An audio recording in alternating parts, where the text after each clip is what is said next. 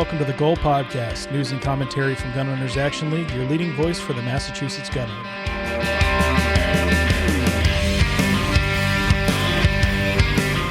I'm Garrett, across the table from Jeff, the deer slayer. What's up, man? Not much.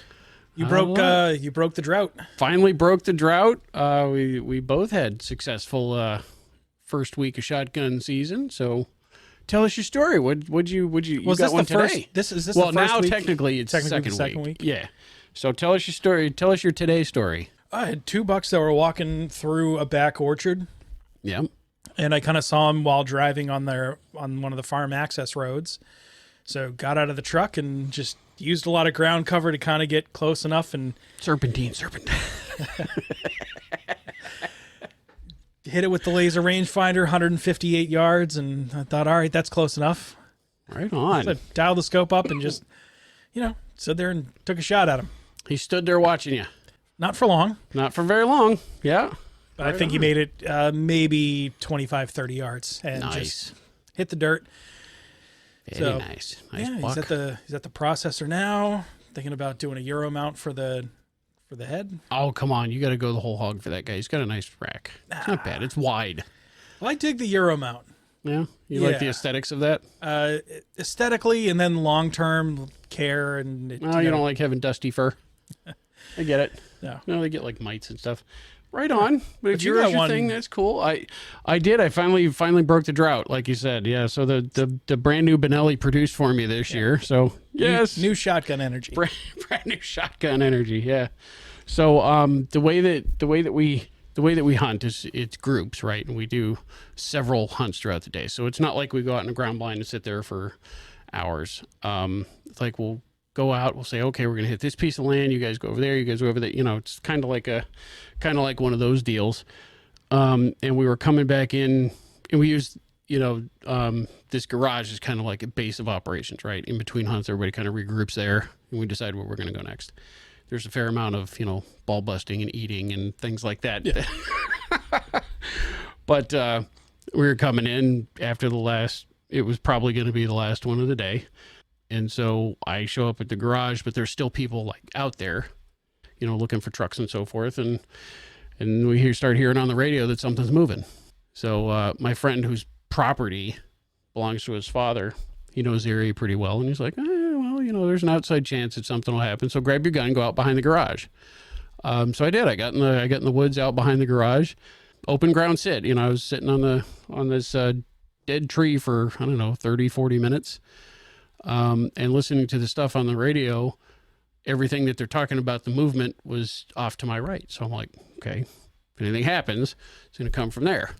Sure enough, after about 40 minutes, he comes in from the left, right? Yeah. Comes in from the left, and he's moving. It's not a standing shot. He was not bounding, but he also wasn't walking. He had a decent little trot on. So he must have gone down the road and then crossed the road and then looped back. Who the hell knows what goes through their heads? Yeah, it was a decent shot, probably 40 yards on the hoof. He was moving, and he got into one of my shooting lanes. And I couldn't ask for a cleaner shot. I mean, you saw the picture. It was right. Yep. Yeah, very well placed shot. So it was a real good shot. I'm happy about that shot. He jumped and he took off. He made it 120 feet. He bounded over this rock wall and then crashed on the other side of it. And so I'm like, all right, cool. Drought's broken, because I know it was a hit. So I'm starting to do my thing, right? Check the shot. I'm looking. I walk over there, try to find blood, and I'm looking for blood. Meanwhile, everybody else is showing up back at the garage. And my friend is sitting in his father's house. He's like, oh, heard the shot. I better go check that out. So they found the deer before I did. Oh, okay. Okay. So I'm like trying to find where this thing went, and I'm going over here, and finally I find the deer, and I look up the hill, and there's like 8 guys in orange, standing up there. There's a wife, there's 3 kids up there, and I'm like, I got to get this thing out in front of an audience, some of whom have been hunting for longer than I've been alive. So I'm like, I better not screw this up. But no, really good group of people, good experience. It was cool. So got it done. Right on. Yeah. Some of them were joking. It's like, why didn't you just chase it into the garage? You could have saved a bullet. Oh, with today's ammo prices? Yeah, right. Right. So really cool. Dropped him off at the processor, picked him up last night, and he's resting comfortably in my freezer right now. Hopefully, so I gotta do a little bit of work travel. So John's gonna pick up the deer meat for me. Nice. And then right he's gonna keep it for you until you get back to town. Yep, just until I get a chance to swing back and grab it. Nice. Excellent. Good successful year. That's I can tell Robin that I saved money by harvesting actual deer meat, right? Deer meat's cheaper. Not, so if you start doing a price per pound. The price of the processing, the ammo, the gun, the gear, Yeah, but bittersweet. So I was going through, so I've got 3 deer for the year. 2 archery, 1 now in shotgun season, but I use my muzzle loader instead of shotgun. Every deer that I've taken was on the first Monday of the month. Oh, uh-oh. So October 2nd, November, I think it was 6th, and now December 4th. Mm-hmm. So I think that means you might be done. I'm done for the year. You're done for the year because January, the first part, what is it? January 2nd is going to be a. Yeah. Plus, I'm so out of freezer space. I bet. Told you, man. I got a chest freeze, and I charge friendly rates. Yeah, no, it's front to back, wall to wall, top to bottom. I bet it is because you don't have a chest freezer, right? You just white wrapped. Yeah, just some regular, an over under freezer. Yep, and it's all just white paper packaged frozen meat blocks. There you go. Right on. Guess you got to get processing, make some jerky, and put it away. I did make a bunch of burgers. What I got going right now, well, jerky doesn't cost you freezer space, though. True. You can do that and just put it up. Yeah, I did turn a bunch of the ground into jalapeno cheddar burgers. I'll have to bring you some. Oh yeah.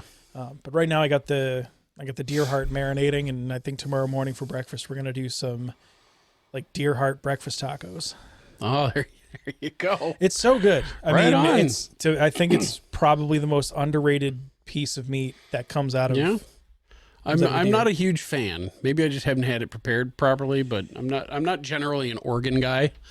Well, it's not organ meat the same way that some of the others are. No, it's still muscle, but it's like if you gave it to someone who has been eating venison for a long time, they're gonna know it's something different. Yeah.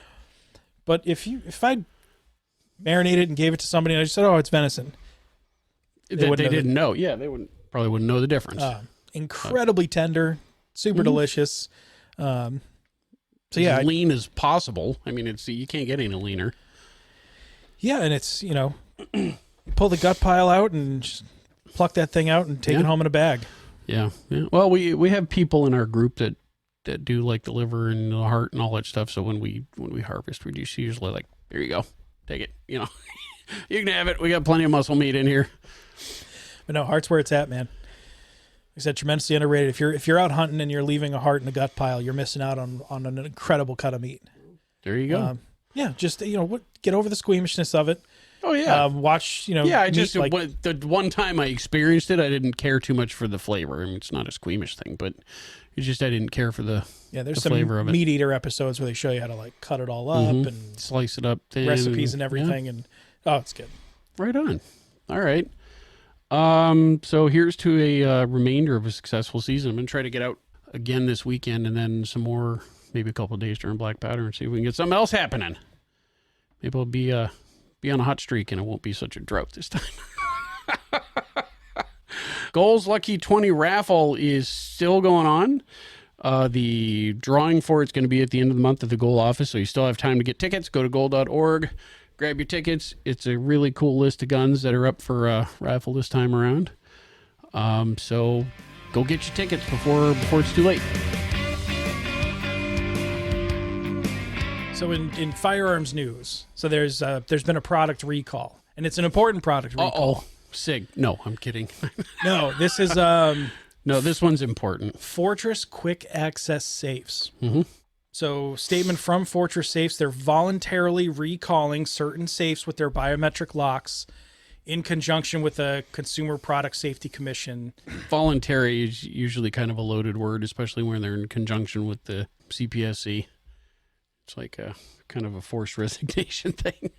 So these are rebranded, right? So they come from Fortress, but they also come from other brands, right? They Yeah, also so get Fortress store brands, produces their own. Yep. But they also rebrand for other people. Yeah, so the recalled products have brand names like Fortress, Cabela's, Gettysburg, Legend Range and Field. The recalled safes were sold at Bass Pro Shops, Cabela's, Shield, Sportsman's Guide, Optic Planet, Dick's, Gander, Lowe's. Yep. So, and also online, Amazon, eBay, from January 2019 through October 2023. And these safes, I mean, they're not particularly expensive safes. They're in the $45 to $200 or like $45 all the way up to $300.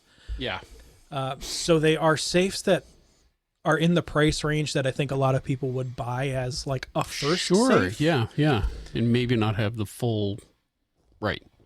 So the issue they're running into, so currently there's an ongoing lawsuit against Fortress Safes. Yeah. The plaintiff is claiming that their safe is defective in that in the design of the safe, if it doesn't have any fingerprints stored, it opens up to any fingerprint. Yeah, it's a manager mode. It's like a demo mode for the store. Anybody can walk up and push the thing. And then once you program it, it should work correctly. Right. They're claiming that it appeared to indicate that the fingerprint was properly recorded and that fingerprint was stored when it wasn't, which essentially meant the safe was open to anybody who happened to touch the biometric. Even though they had reason to, the lawsuit says, even though they had reason to believe that it had been properly programmed. So that's their claim. And the issue that they had was that they had a child access the safe, get their hands on the firearm, and tragically shot himself. This was out of Nevada. Sad story, but apparently it's down, according to lawsuit anyway, it's down to the programming of the safe. Like you said, they thought they had it programmed, in which case nobody else should have been able to. But if you think about that, right, when you program the safe from its default anybody can open it position, you almost have to have somebody else check it. Because it would make if sense. I'm programming my own safe and I go, dude, anybody can open it, and then I program my fingerprint and then I try it again, how do I know if it's the anybody setting or the me setting? So so they have a statement released on their website, fortresssafe.com, FORTRESS, SAFE, all one word, .com. Check on that to see if you have a safe that's in that group that's being it's a pretty wide net. It's a pretty wide net. Yeah, so even, like I said, like the Cabela's brand, those little tiny stand-up safes that hold like one or two long guns, go on, check. They're recommending that you remove the batteries, do not use the biometric functionality, use only the key to lock and unlock it, get in touch with them, and they will send you a new safe to replace the existing one. There you go. Yeah. Yeah, that's one of those... it's really a horrible story out of Nevada, especially, it's a gun owner trying to do the right thing. They get by a safe, they program it, or they believe they have it programmed properly. And then according to them, they thought they had it all set up correctly. And turns out it didn't. So terrible story. But if you have one of these safes, or even if you think you might have one of these safes, it's worth doing the research to make sure. You're like, you got a BioSafe and it's not from like a Hornady or somebody like that. I just want to, maybe it's a store brand, even if it's not one of the ones you just listed. Check it out anyway. It's worth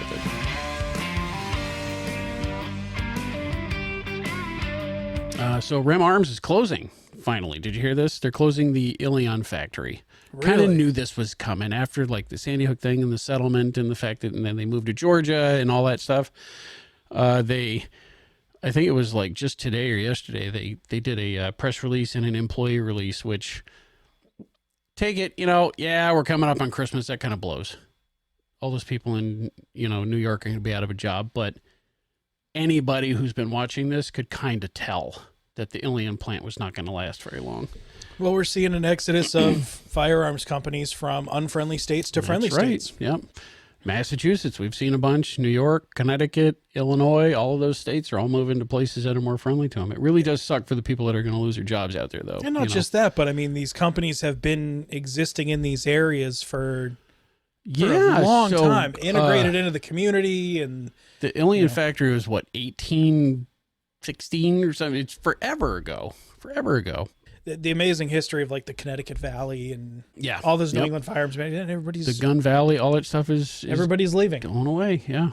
So the the union that represents the workers over there, had a bunch to say about it. Of course, they're upset, but really anybody could see that the writing was on the wall when they did the settlement and they closed up shop and the and insurance and all that stuff. It's like, this is not going to last forever. And when you have political leadership that's going to weaponize the attorney general's office to just harass you, harass you into non-existence because they don't like you, drive you poor just with frivolous one thing after another. So I mean, when the government's out to get you, it's really hard to survive as a business. It really is because they have that power. But speaking of politicians and their ilk coming after everybody under the sun in the last couple weeks. 56 gun-related bills were put in front of a hearing. Yep, we talked about this last time. So the hearing finally happened on the 28th at the Gardner Auditorium in front of the Joint Committee on Public Safety and Homeland Security. Did you watch the whole hearing? Did you watch the goal section? I watched goal section. Yeah. I did like a smattering of all the other stuff. It's the standard stuff. We have pro people, we have anti people, we have people who don't actually know what the law is, saying what they think the law should be. But if you want to check out the chapter and verse of the actual goal segment, it's on Goal's YouTube channel. It's Goalvid, GOALVID. You can check out what the folks said there. But it was Jim Wallace, Mike Harris, and Carrie Ann O'Clair. They testified as a panel. So in keeping with the rules, you can testify as a panel, and each person gets their 3 minutes to testify. And then there's an answer, question and answer section. Yeah. So how that works is you get your 3 minutes, and then that's it. Unless they ask you questions. And if they ask you questions, there's no time limit on the answer to the questions. So that's where Jim shines. They each did their 3 minutes, and then the questions came up, and really these are questions that should have been asked by the legislators before they ever put these bills in front of anybody. Before all this garbage even got filed. But did essentially a Q&A for the better part of a half hour. Yep. Trying to, put proper information out there. Yeah. So Carrie Ann was first. She did H2403, which is a Carrie Ann ATVs thing. So she did good there. That was a good job. That bill was filed on our behalf by Todd Smola out of Hampton. So she testified there. And then Mike testified more on subject matter, right, rather than calling out actual bill numbers. So he's talking about frustrating language such as responsible gun owners are not the problem. This is something that we've been seeing for over and over again. Yeah. And yet they try to pass all these laws that treat us like we're the problem. So over and over again. So he brought up that he talked about the Criminal Firearms and Trafficking Division of the MSP, the unit that was been mandated by law for almost 10 years now. Yeah. That was never been funded. That was in the 2014 bill. Exactly. Been mandated by law all this time, never even been funded, never operated as far as anybody knows. And his argument is well, why the hell are we trying to make all these new laws when we don't even bother funding the ones that we have in place already? All the things that they claim to be worried about would fall under the purview of this organization. They're saying we need something to be a central repository for data. We need PSAs. We need safety training. We need all this. We need a nexus for all of this information to come in so we can really grasp and tackle it. And it's this has been mandated by law for 10 years, for almost a decade, and it's never operated. Right. Yeah, because they're not interested in all of that stuff that they say they're interested in. They're interested in, restricting lawful gun owners. So that was, it's kind of a recurring theme. I hate that we have to keep saying the same crap over and over again. It's just not getting through, this has been 10 years already. Yeah. So Jim stepped up and Jim did really well. He was, he always does well, but he was on form. He did his, he did topical stuff like change of addresses. Why the hell are we doing change of addresses when your license follows you? Stun guns. He talked about Katano, the bonded warehouses, how you lose your property and stuff like that. And then it was, Q&A time, and then it was the Jim show. So, which was fine. So, so Chairman Gonzalez opened up the questioning, and you couldn't. I mean, he could not have made his position more clear. Oh God! Than if he wore a Moms Demand Attention T-shirt. Yeah, he voted for 4139, so he's not a friend of ours, or he's certainly not a friend of the Second Amendment. It would be nice in theory if legislators weren't activists from their position. Oh, that'd be nice, wouldn't it? Yeah. And that would be nice. In my mind, you're there to hear testimony from people to gain perspective and make an educated opinion. Yeah. But when you start arguing with people, as other legislators did, you're not there. You're no longer hearing testimony. You're now participating in some sort of debate. Yeah, it's a debate. And the way that they frame the questions, like, if lawful gun owners are responsible gun owners, then why are we against tracking all guns? That's like a familiar trope, right? If you have nothing to hide, then you have nothing to worry about, kind of stuff. It's like, that's not actually how freedom works, by the way. That's not how this system works. Mike Harris says it over and over again. We have a reactive legal system. You get all of your rights until you have proven that you should have them taken away. And, things like tracking and tracing, and Jim's like, well, okay, show me one time ever that a crime has been solved by tracking and tracing a serial number. Well, not just solved, but... Yeah, somebody actually been convicted. You tracked a gun, right. You pressed charges, you convicted the person, and you put them in jail. Yeah. When has that ever happened? And they we don't know because we need the data. That's not important. What we need to do is...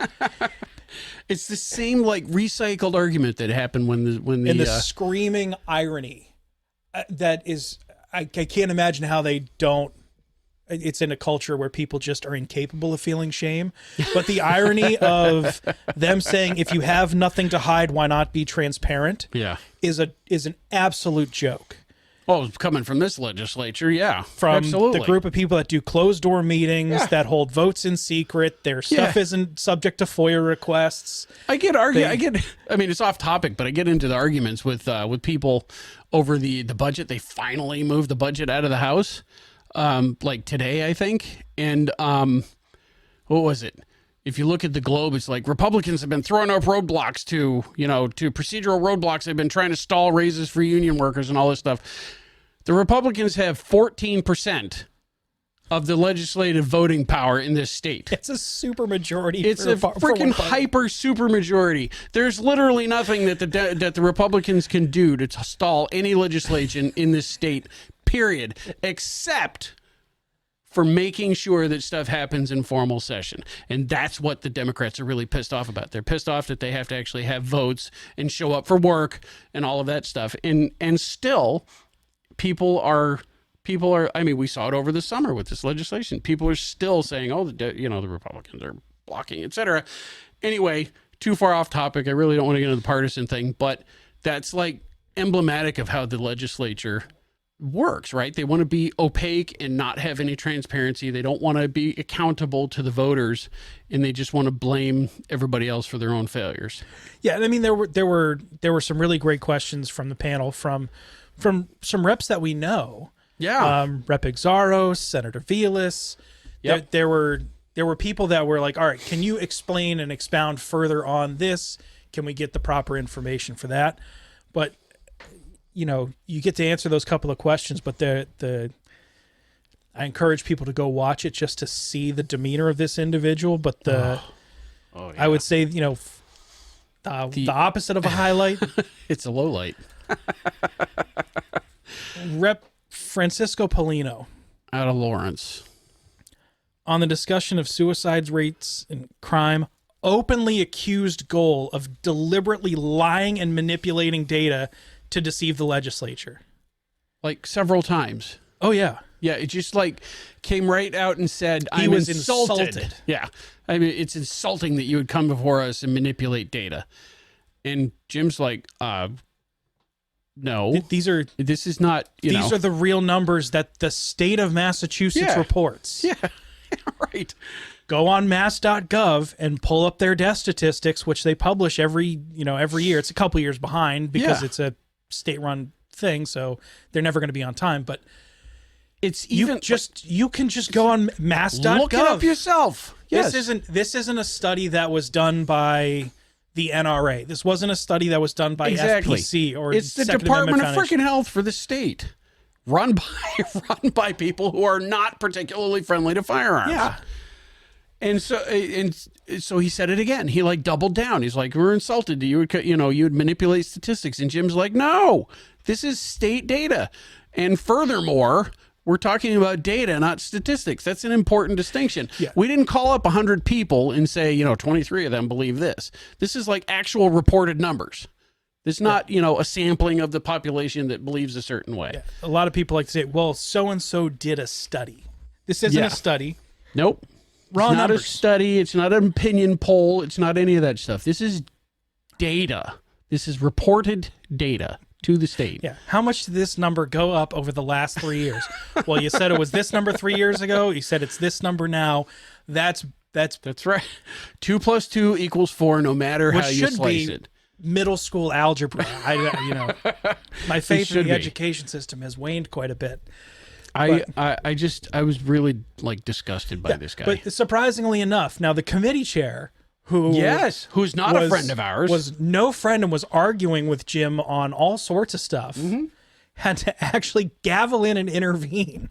Yeah. Because it's like, you can't as a legislature, well, I say you can't, but you can't just openly insult somebody who's the people testifying. that come and testify. Right. It's like, no, you manipulated the data because you're trying to sell Again, a point. it's like, screw you, man. the word. This is a hearing. They're supposed to hear what the people have to say, not, bringing people in. And if you're not on my side, I'm just going to argue with you. Yeah, right. So to his credit, even though he's not a friend of ours, but to his credit, Chairman Gonzalez did hand it back to Jim and say, okay, so what are the statistics? What do we have for actual deaths and stuff like that? And it ended there. So, he's not a friend of ours, etc. Which that I can deal with. At least he was honest enough to let Jim get his point out. Because Jim's like, I don't know how many times I got to correct you. This is the stage data. Yeah. Is it something that we Let made someone, the irony of someone who is openly lying in front of everybody. Yes. On the record. Yeah. Yeah. Accusing someone else of lying when they're holding up the thing saying this is your numbers. Yeah. This is the world we live in. These are the people that are running the show. That's right. These are the people that are making the laws that want to restrict your rights. And if you voted for Representative Paulino, that behavior is absolutely inexcusable. Yeah, he ought to be ashamed. He really ought to be. He's not, but he ought to be ashamed. At any rate, go to Goals. I think it might be on the website, or a link to it might be on the website. But at any rate, go to YouTube and look up Goalvid. And the testimony videos there. It's actually something worth to a say. watch. Yeah, it's definitely worth a watch. Runs about, let's see, it was, if I remember right, it was 47 minutes in total, and about 11 of those minutes were actual testimony, and the rest of it was back and forth between Jim and the panelists. So it's definitely worth a watch. The fun stuff to watch. Yeah. But on positive news, Yes. a judge has ruled the federal law banning 18 to 20-year-olds from purchasing handguns is unconstitutional. Bam. Full stop. Bam. Smackdown from where's this out of? So this is out of West Virginia. Okay. Brown Weekly, Second Amendment Foundation, and West Virginia Citizens Defense League versus ATF, Merrick Garland in his capacity as Attorney General, and Steve Dettelbach in his capacity as Director of ATF. Federal lawsuit. Yeah, so very simple backstory. These two individuals, Brown and Weekly, went into a gun shop. They said, we would like to purchase a handgun. Store says, we can't sell to you because you're under 21 years old. They say, okay, thank you very much. They leave. Out. Yep. Lawsuit. Now we have standing. Yeah. Not against the store, not picking on the store. Just, you need to have the incident to happen. Right. You have to have standing in order to file a lawsuit. So essentially, the plaintiff's argument is, if you're old enough to carry a gun to protect a government official, you're old enough to carry a gun to protect yourself. Seems pretty basic. I think that's a pretty tough one to argue. That's a pretty straightforward argument. The ATF's argument in return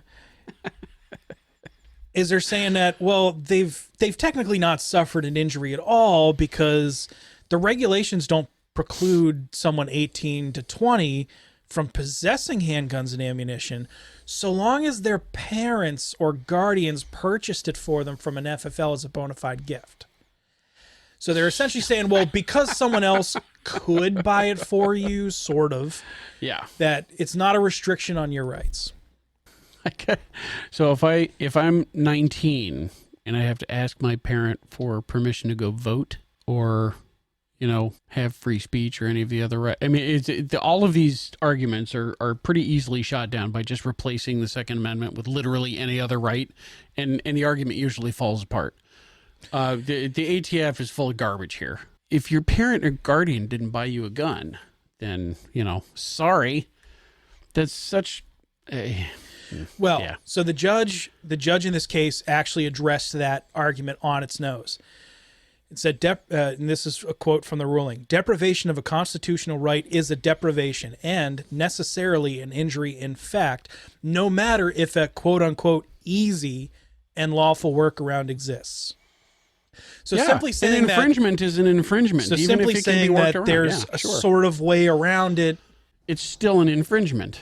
It's still an infringement. So he goes on to say that the government's suggestion draws too large of a distinction between the right to possess and the right to purchase.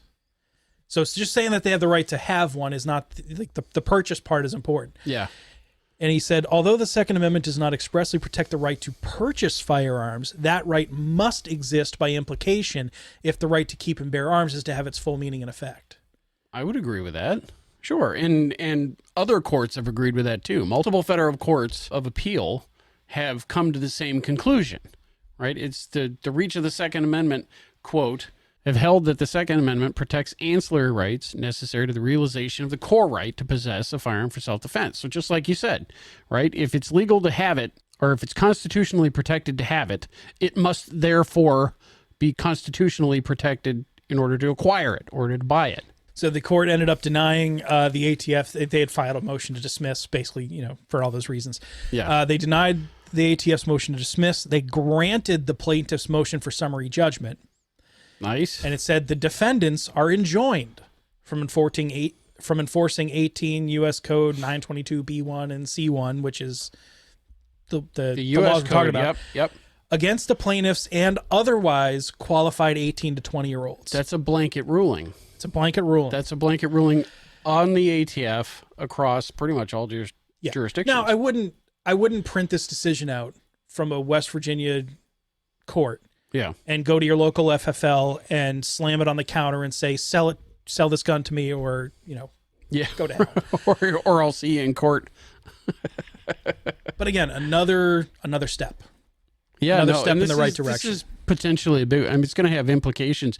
The way that the finding is framed can have implications outside of even like the age question. If you get into, certain states that have restrictions on like how many you can buy or certain maybe rosters, you could see how that argument could have wider implications. Yeah, unnecessarily bottlenecking an acquisition process. Right. Yeah. For something that you're allowed to have otherwise. Right. Yeah. Let's see. Great decision out of West Virginia. Yes. Good stuff. U.S. Senate. Oh my God. U.S. Senate introduces the GOSAFE Act. GOSAFE Act. I was going to look up what this. I had been reading about it and heard about it. It must. Oh, there it is. The gas-operated semi-automatic firearms exclusion, or the GOSAFE Act. If I got to wave the wand for a day, the first thing I would do is that entire stupid tradition of inventing names of bills. Just the annoying acronyms. Goddamn marketing terms for. I mean, really, that's what it is. It's marketing. You remember when you're in high school and they're like, "We're gonna do a history rap," and you're like, "This is gonna be the lamest thing ever." That's what this reminds me of. Now, if you go on to any of the crafters of this bill, if you go on any of their campaign pages, any of their websites or whatever, they have all these graphics and all these things that are essentially trying to alleviate the concerns that this is a full-out gun ban. And they have flow charts and like, well, is it gas operated? Blah, blah, blah, blah, blah, blah, blah. Yeah. Until you read the text of the bill. Yep. So they're saying that they're banning gas-operated semi-autos. Going to the text of the bill, it bans any firearm that harnesses or traps a portion of high-pressure gas from a fired cartridge to cycle the action. They specifically name long-stroke pistons, short-stroke pistons, direct gas impingement, any form of hybrid system, blowback-operated systems, which is... So gas is expanded, it's pushing the bullet out. There goes your high points. But, basic law of physics, equal and opposite action. So as gas is pushing that bullet out, it's saying that if that gas pushing back on the casing can cycle the action, nope. That's what now banned. Basic blowback systems, yeah. And it bans any recoil operated system that utilizes the recoil force to unlock the breech bolt, which is all pretty semi-autos. much everybody. Yeah. So this is a full semi-auto ban that was introduced into the United States Senate. Yeah. The whole thing about under the guise of, it's only gas operated. We just want to ban the AR-15s that are gas operated. That's all. Gas operated. And the ones that aren't gas operated. Yeah. And all the handguns that are semi-automatic and, everything else. And it goes on. It also bans the manufacture, sale, transfer, possession of large capacity magazines. It does offer a grandfather clause, but it also bans the transfer of that magazine once the law would presumably go in place. Right. So once you own it forever. You have to neuter it, turn it in, or destroy it. You can't give it to your kids. You can't, nope. None of that stuff. It's going in the coffin with you. That's, yeah. So, and what does it say? The Attorney General, acting through the Director of the ATF, shall publish and update a list of gas-operated semi-automatic firearms that are subject to the prohibition. So it's a list. They want to promulgate a list. This directs Merrick Garland through Steve Dettelbach to come up with an enumerated list of firearms that they just want to outright ban. Pretty much. And this is, it's disgusting. I don't know how far it's going to go. It's in the Senate. I don't imagine that it's got much legs if it ever gets to the House. No, but again, it was one that kind of came up, got a little bit of attention, and again, that the willful and woeful ignorance of these people to say, well, we're really just trying to. They're now trying to specify and get into how firearms operate, because for the longest time, everybody crapped on them for the aesthetics.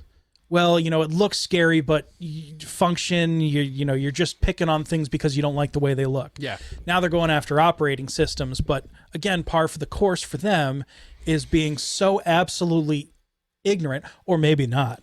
Oh, they know better. To go and just list essentially every functioning semi-automatic firearm that exists. So if you go on Google, which I've done just as we're sitting here, the first 3 news articles that I come across. Number 1, the headline is, Democrats introducing a bill regulating the mechanisms of rapid firing weapons. So that's the first headline. Okay. Second headline is, which gun legislation sounds better? GOSAFE or barely safer? The implication, obviously, is that this thing doesn't go far enough, right? And the third one is, a new pragmatic approach to address gun violence in America and save lives. That'll give you a little taste, a little flavor of where the mainstream media is on this one. They follow their handlers. Yeah, pretty much. There was just recently another congressional hearing. Schellenberger and Taibbi, the guys who broke the Twitter files, all that stuff, talking about social censorship and the sheer amount of federal dollars that are being spent on censoring and curating the information that they deem you are allowed to see.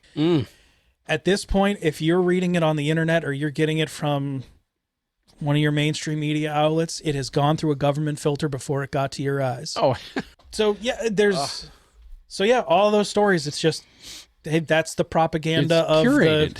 of the course people it who is. want this bill to go through. Yep, totally curated. Totally curated. Did you hear about this? There's a car fire yesterday in New Hampshire. Car fire in New Hampshire. Guy had ammo inside the car. Oops. Went off the road into the woods. Not anymore. Not anymore. I don't think anybody got hurt, which is great. But I mean, so if ammo cooks off in a fire, we've talked about this before. If ammo cooks off in a fire, or if it goes off anywhere outside the chamber, it's like a firecracker, right? Yeah, the casing ruptures. It's still dangerous. It can be dangerous, but it's not like the bullet firing. It needs the containment of the chamber in order to focus all of that energy in one direction. But yeah, if they cook off and they crack and they make noise, they're not particularly dangerous. Yeah, it's not like the movies where all of a exciting. sudden bullets are ricocheting Right, everywhere. they go With pew, the... pew, pew, yeah. Right. But I imagine it still can be pretty exciting.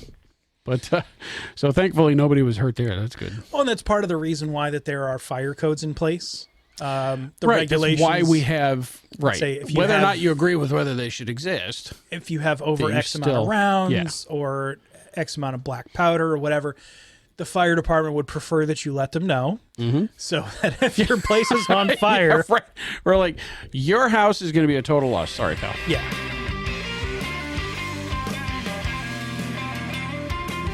So we talked in previous episodes about the New Mexico governor deciding that the Second Amendment doesn't exist anymore. Yep.